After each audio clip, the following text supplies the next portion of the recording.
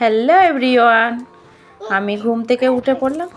উঠে পড়েই দেখলাম যে বাবান তার দাদার কোলে বসে খেলা করছে। ওরে বাবা! তারপরে ওর দাদার কোল ছেড়ে চলে এলো ওর গাড়ির ওপরে। ও বিছানার ওপরেই সকালবেলা উঠে আগে গাড়িগুলোকে নিয়ে খেলে, তারপরে নামে। তা ওকে সকালে করে হাঁটতে নিয়ে যায়। তা ভাবলাম একটু তেলটা মাখিয়ে দিই। তা ও এদিকে একটা তেলের বোতল নিয়ে হাতে বসে পড়েছে। আমি যেটা করব সেটাই ও করবে। আমিও তেল যেভাবে ঢেলেছি ও সেইভাবেই ঢালছে। আর একটু বলি ঠান্ডা ঠান্ডা আছে, তাই একটু টুপিটা পরিয়ে দিই। আর তোমরা দেখতেই পেলে ও টুপিটা পরানোর পর কীরকম রিয়াকশন। তা ভাবলাম আর পরাবো না, তা খুলে রেখে দিয়েছি। দিয়ে জুতোটা পরিয়ে নিই। ও যখন যেটা জেদ করবে তখন সেটাই ওকে দিতে হবে। ও জেদের পর জেদ।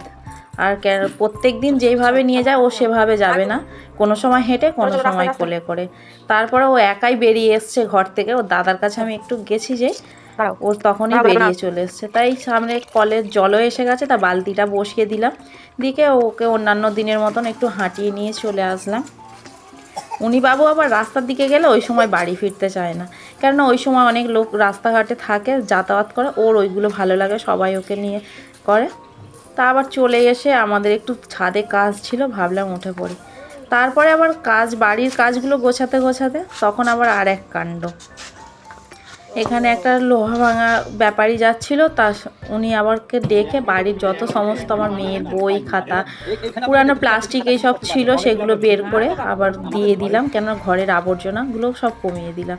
তারপর ছাদে চলে গেলাম। ছাদে একটু কাজ আছে বলতে ছাদে কাঠের কাজ হচ্ছিল। সে তখন ধুলো ভর্তি হয়ে গেছে। আর বাবান তো ছাদে খেলা করে, দুষ্টুমো করে। তাই আমরা আবার ট্যাঙ্কে জল ভরে নিয়ে ছাদটাকে ধোবো বলে চলে গেছে। আর এদিকে বাবান দেখো সে একাই জল নিয়ে খাচ্ছে। আর এক বাটি মুড়ি নিয়ে সে ফেলে দিয়েছে, দিয়ে আর তার মধ্যেও গুড়িয়ে গুড়িয়ে খাচ্ছে আর জল খাচ্ছে। আর আমি এদিকে জল এনে প্রথমে বলি ছাদটা ভিজিয়ে দিই, কেননা ছাদে প্রচণ্ড ধুলো ছিল, মানে নিজেরাই হাঁটতে যেন পারা যাচ্ছে না। তা আমি জলটা ঢেলে ভিজিয়ে দিচ্ছি। আর এদিকে তোমাদের দাদাভাই সে তো আবার একটু সব কিছু পরিপাটি করেই তারপরে ছাড়বে। আর এই দেখো পুচকু একবার রোদে যাচ্ছে ছুটে ছুটে, আবার পালিয়ে আসছে। আর নিজের জামাগুলো নিয়ে ঘর মুছবে, ছাদের এগুলো মুছবে। ও মানে মোছামুছি কাজটা বেশ ভালোই পারে। কতটা দুষ্টু তার মানে বোঝো।